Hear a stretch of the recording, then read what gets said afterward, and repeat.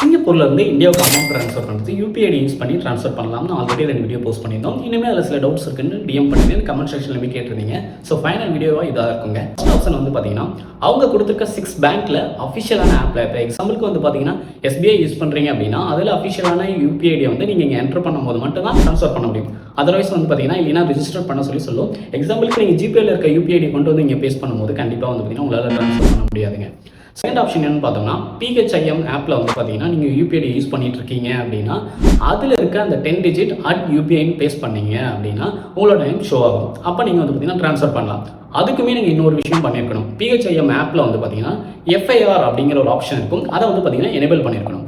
இது எதுக்காக அப்படின்னு பார்த்தீங்கன்னா எந்த அப்ராட் கண்ட்ரீஸ்லேருந்து நீங்கள் அமௌண்ட் சென்ட் பண்ணாலும் உங்கள் அக்கௌண்ட்டுக்கு அமௌண்ட் ரிசீவ் ஆகிறதுக்கு அந்த ஆப்ஷனை நீங்கள் எனேபிள் பண்ணியிருந்தால் மட்டும்தான் பண்ண முடியும். ஸோ அதை பண்ணாமல் நீங்கள் சென்ட் பண்ணீங்க அப்படின்னா கண்டிப்பாக அதுலேயுமே சென்ட் பண்ண முடியாது. இதுக்கு மேலே கண்டிப்பாக யூபிஐயில் டவுட் இருக்காதுன்னு நினைக்கிறேன். ஸோ வேறு எதுவும் டவுட் இருந்தால் கண்டிப்பாக கமெண்ட் செக்ஷனில் கமெண்ட்